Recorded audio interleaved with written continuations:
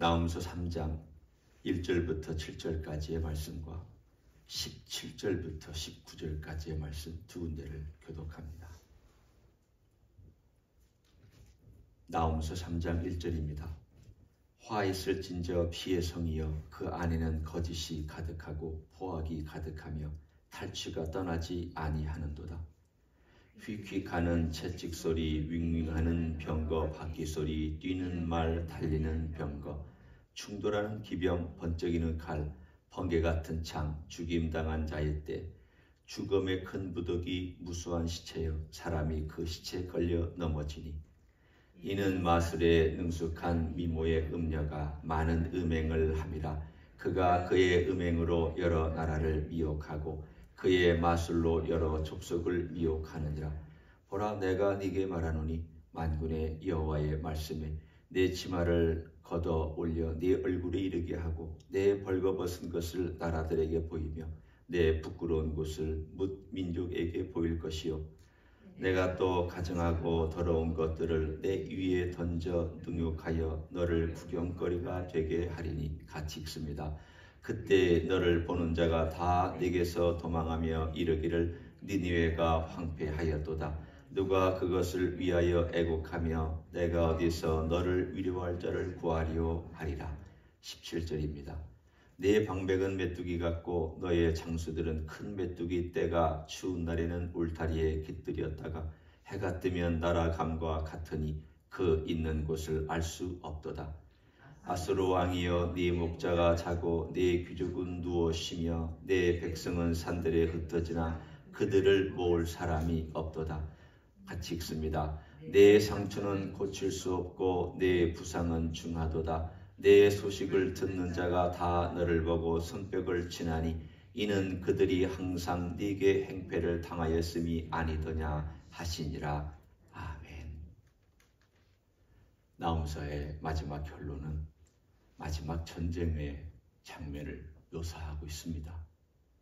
오늘 여기 보면 마치 나훔이 그 장면을 보는 것처럼 1절, 2절, 3절 말들이 달리고 채찍 소리가 나고 바퀴 소리가 나고 기병이 충돌하고 번쩍이는 칼과 또 이러한 모든 모습들이 마치 영화의 한 장면을 보는 듯한 그런 이미지를 전달하고 있습니다. 그런데 하나님께서 왜 나훔에게 이 모습을 말씀해 주고 계시느냐? 일단 이 니느웨부터 우리가 이미 살펴봤지만 니느웨의 근원 출발부터 볼 필요가 있습니다. 니느웨는 지금은 존재하지 않는 도시입니다. 발굴은 했지만 그냥 옛날 고대 도시지 사람이 사는 도시는 아닙니다. 물론 이것 때문에 한때 전쟁이 나기 전에는 이라크가 돈을 많이 벌었습니다. 어떻게 벌었느냐? 관광객들을 많이 유치를 해서 이게 바로 아수르의 수도였다라는 것을 보여줌으로 돈을 많이 벌었습니다. 그런데 이 3장에 나오는 이 니느웨는 아수르의 수도로서 그 당시 인간이 조직할 수 있는 문명의 최대치를 조직한 나라입니다. 우리는 아수르 생각하면 전쟁만 하고 무식하고 그리고 얼굴은 막 싸납고 머리에는 뿔 달리고 이런 나라를 생각하지만 그렇지 않습니다. 지금의 미국이나 지금의 중국하고 비슷한 나라입니다. 단 힘이 셌습니다. 1000년에 걸쳐서 제국을 건설했기 때문에 그들은 커지기도 했고 작아지기도 했고 이런 긴 시간을 걸쳐서 거의 주전 한 1800년대부터 이 나라가 존재를 했으니까 멸망한 때가 612년입니다. 그러니까 대략 한 1200~1300년을 존재했던 나라고 많은 경우는 대부분 큰 나라로 존재했습니다. 그러니 강대한 나라죠. 그리고 이 메시지를 전달할 때쯤 되면 이 나라가 지금의 미국만큼이나 컸던 나라입니다. 그 당시에 능력이나 돈이나 경제력으로 따지면 그렇다는 뜻입니다. 이들이 가지고 있는 능력, 정치력, 군사력은 당대에 비교할 수 있는 나라가 없었습니다. 1대1로 붙어서 아수르를 이길 수 있는 나라가 어느 나라, 어느 지구상에도 하나도 존재하지 않았습니다.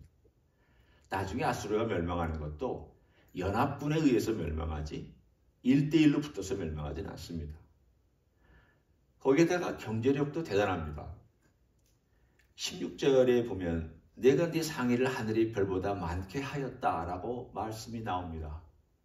그러니까 우리는 생각할 때 아수르는 수침량만 했느냐? 그렇지 않습니다. 장사도 잘했습니다. 돈 버는 데 있어서 재주가 뛰어났습니다. 그리고 그 당시에 세계 최고의 도서관이 있었습니다. 그러니까 지금의 미국을 생각하시면 거의 99% 맞습니다.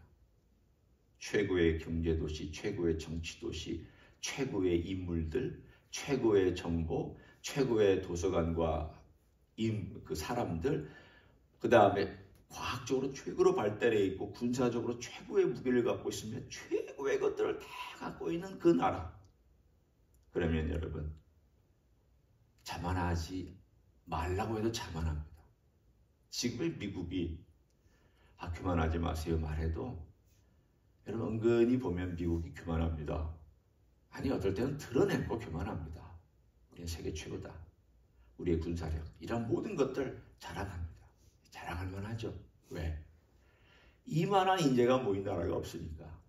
이만한 창의력을 가진 나라가 없으니까. 이만한 제도를 가진 나라가 없으니까.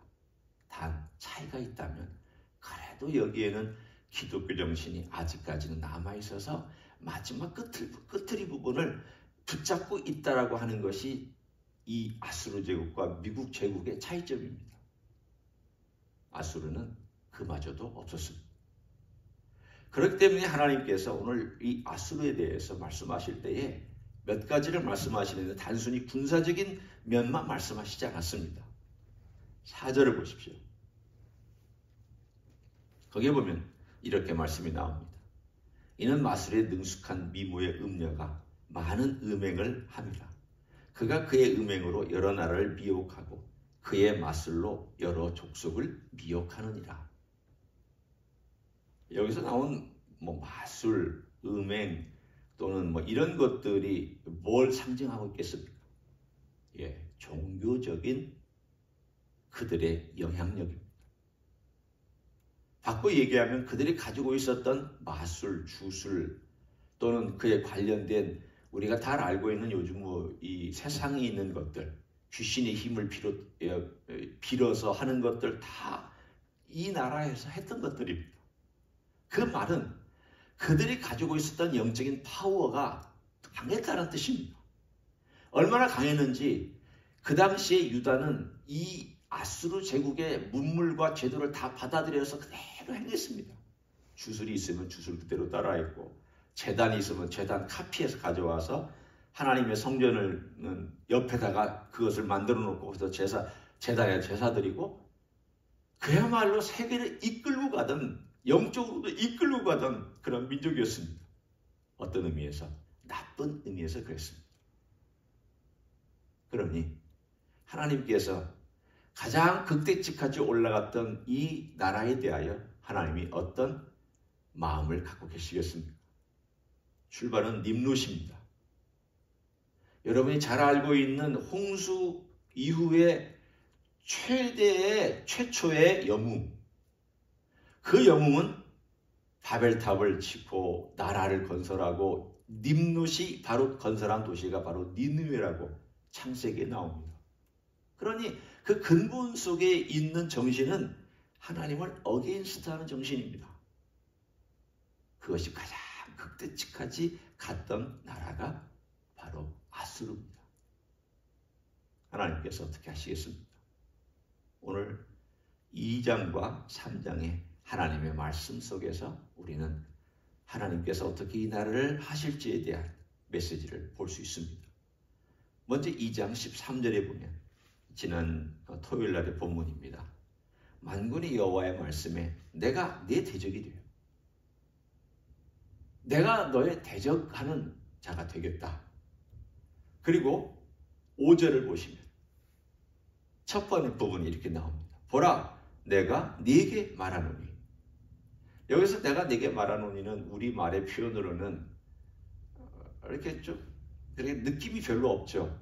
그러나 이 말의 표현을 만약에 말하라고 한다면 I am against you 그리고 콤마하고 same 이렇게 됩니다. 영어로 말하면 내가 너를 대적하여 말한다 이 뜻입니다. 하나님께서 정확하게 내가 너를 대적한다. 이 대적한다라는 말은 사실은 강력한 말인데 하나님께서 사람에 대해서 대적한다는 말을 잘 쓰시지 않습니다. 왜냐하면 인생의 약함을 아시기 때문입니다.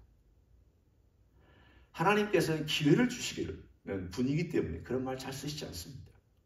그런데 그들이 얼마나 모든 면에서 하나님을 대적하는 면에서 극대치까지 갔으면 하나님께서 말씀하시기를 내가 너를 대적한다. 이런 말씀을 하셨겠습니다. 결국은 이 나라는 무너집니다. 그것도 제가 거듭 강조하듯이 가장 꼭대기에서부터 가장 낮은 저 땅으로 떨어지는데 몇 년 안 걸렸습니다. 한 제국이 10년 안에 멸망한다는 게 이게 말이 안 됩니다. 보통은 서서히 무너지는데 가장 클라이막스에서 뚝 떨어지는데 10년이 안 걸리게 떨어져 버렸습니다. 그리고 깨끗하게 지상에서 사라졌다가 19세기 말이야 그 존재가 드러나는 제국이 바로 니느웨, 바로 이 도시가 건설했던 아수르 제국입니다. 하나님께서 I am against you 라고 말씀하시면 존재할 나라가 없습니다. 오늘 이 이야기를 보면서 우리는 뭘 생각해야 되느냐? 인간이 인간의 방법과 제도를 통해서 만들어낼 수 있는 극대치는 항상 하나님과 반대쪽에 있구나. 그렇습니다. 여러분, 지금 우리는 21세기에 살기 때문에 그때와는 다르지 않습니까? 이렇게 잔인하지 않잖아요. 여러분이 그렇게 말씀하실 수 있을까요? 요즘 보니까 인간이 너무 잔인하더라고요. 전쟁 계속 일어납니다. 아니 왜 저렇게 멍청한 전쟁을 할까? 왜 저렇게 잔인한 전쟁을 할까? 아니 이성 있으면 저런 판단을 할까? 아니 어떻게 저렇게 젊은이들이 수만 명씩 더 죽어나갈 앞으로의 미래까지 생각하면 죽어나가고 저렇게 무식한 전쟁을 할까? 잔인한 전쟁을 할까? 지금 이 아수르하고 뭐가 다릅니까? 뭐가 인생이 달라진 게 있습니까? 결국 인생이 만들어낼 문명의 그 끄트머리는 어떤 것일까? 아수르하고 똑같습니다. 하나님을 대항하는 걸 계속 만들어낼 것입니다. 불행하게도 그렇습니다. 그러나 이런 불행한 인간의 흐름과 이 불행한 인간의 사회 속에 이와 정반대의 길을 가신 분이 바로 예수님입니다. 왜 우리가 이 십자가의 길이 어려우냐? 여러분이나 저나 십자가의 길 어렵잖아요. 정말 그 길 가기 너무 어렵습니다. 목사가 십자가의 길 잘 가고 있느냐? 아니요. 목사도 십자가의 길은 대단히 어렵습니다. 왜 그러냐? 목사는 어떤 하나님 일을 하니까 자연스럽게 십자가의 길을 가는 것처럼 보이죠? 아닙니다. 저도 저와 싸워야 되고 저도 제 안에 있는 본능과 싸워야 되고 많은 유혹들과 싸워야 됩니다. 싸울 거 엄청 많습니다. 그런데 인간이 만들어내는 문명은 자기하고 안 싸웁니다. 자기 욕망을 극대화시키면 됩니다. 인간이 가지고 있는 소원을 극대화시키면 됩니다. 자기가 가질 수 있는 것, 편리함, 자기가 가질 수 있는 어떤 기술, 자기가 가질 수 있는 목숨, 자기가 가질 수 있는 어떤 물질, 모든 것들을 다 극대화해서 인간의 모든 것들이 다 할 수 있다라고 하면 됩니다. 인간의 문명의 본질입니다. 주님께서 이 땅에 오셔서 보여주신 것은 너 죽어야 된다.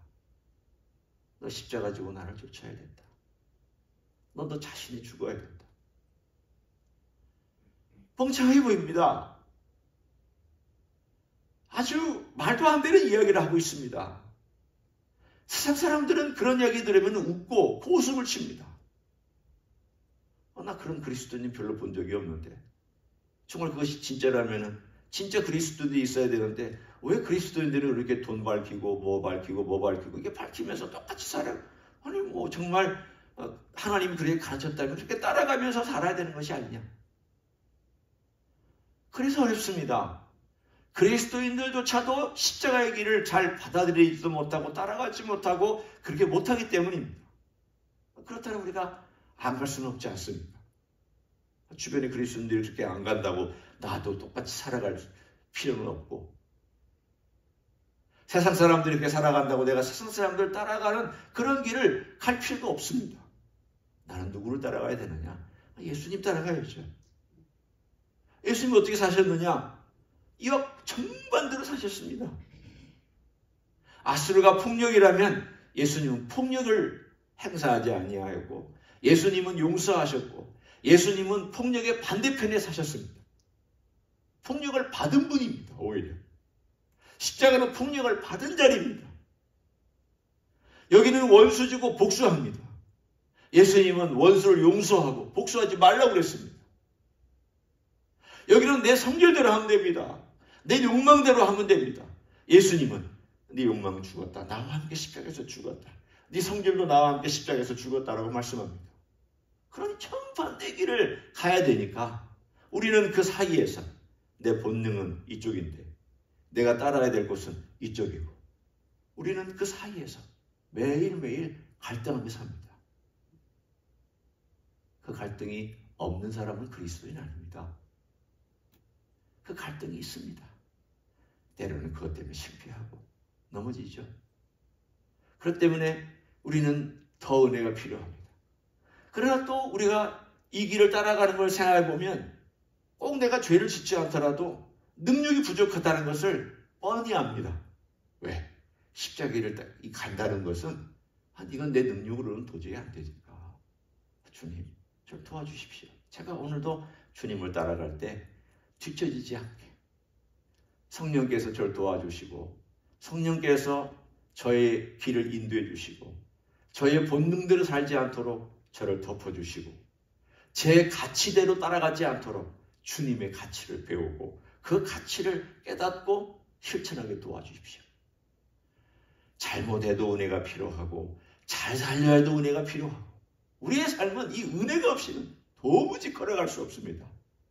왜냐하면 이 십자가의 길은 내 능력으로 걸어갈 수 있는 길이 결코 아니기 때문입니다. 제가 목사로서 장담할 수 있는 건 이거 한 가지밖에 없습니다. 여러분이나 저나 은혜 없이는 결코 십자가의 길 못 간다. 이건 제가 확실하게 말씀드릴 수 있습니다.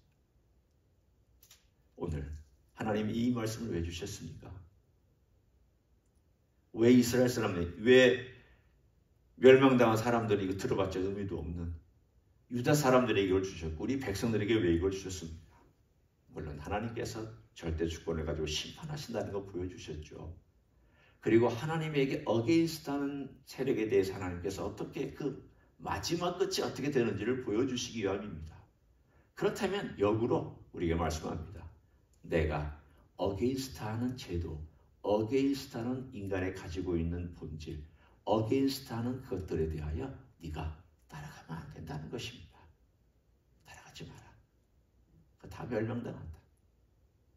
세상 따라가지 마라. 그거 멸망당한다. 네가 나와 사이에서 어디를 선택하며 살아야 되느냐. 세상하고 버티지 마라. 나를 따라와라. 우리 주님을 따라가는 것만이 우리가 이 땅에서 승리하고 결국은 우리 주님께서 누구의 손을 들어주신가를 오늘 이 본문을 통해 여러분이 명확하게 깨닫고 그렇게 살아가시기를 예수님의 이름으로 간절히 축원합니다. 기도하겠습니다. 하나님 고맙습니다. 주님께서는 이 땅에 오셔서 십자가의 길을 우리에게 보여주셨습니다. 그러나 이 길은 너무 힘들고 어렵습니다. 내 욕망과 싸워야 하고 내 원하는 것들과 싸워야 하고 내가 가진 경험과도 싸워야 되고 어떨 때는 내 판단과도 싸워야 되는 어려운 갈등이 있기 때문입니다. 믿음의 길은 내 힘으로 할 수 없는 것을 고백합니다. 내 능력으로 할 수 없는 것을 고백합니다. 성령님 도와주시기를 원합니다. 오 주님, 불쌍히 여겨 주시기를 원합니다. 이 길을 걸어갈 때 주님께서 늘 곁에서 말씀해 주시고 성령께서 능력을 부어주셔서 내 자신에 대해서 죽어야 될 때 죽게 하시고 내 잘못된 입술에 대해서 죽게 할 때 죽게 해주시고 내 잘못된 욕망에 대해서 죽어야 할 때 내가 죽은 자라는 것을 고백하며 우리 주님 자기 십자가를 지고 주님을 쫓아갈 수 있는 귀한 인생이 될 수 있도록 축복하여 주시옵소서. 이제는 우리 구주 예수 그리스도의 은혜와 하나님 아버지의 극진하신 사랑과 성령 하나님 교통하심의 역사가 오늘도 우리 주님께서 걸어가신 그 길, 나 홀로 걸어가지 아니하고 주님 친구가 되어주시며 나 홀로 걸어가지 아니하고 성령께서 내 안에 계시며 나 홀로 걸어가지 아니하고 주님의 임재로 덮어주심을 믿고 오늘도 그 길을 따라가기를 소원하는 이 자리에 참여한 모든 종들 위에와 주임지 희스교회 위에와 이민교회들과 한국교회들과 선교사님들 위에 이제부터 영원히 함께 하실지어다.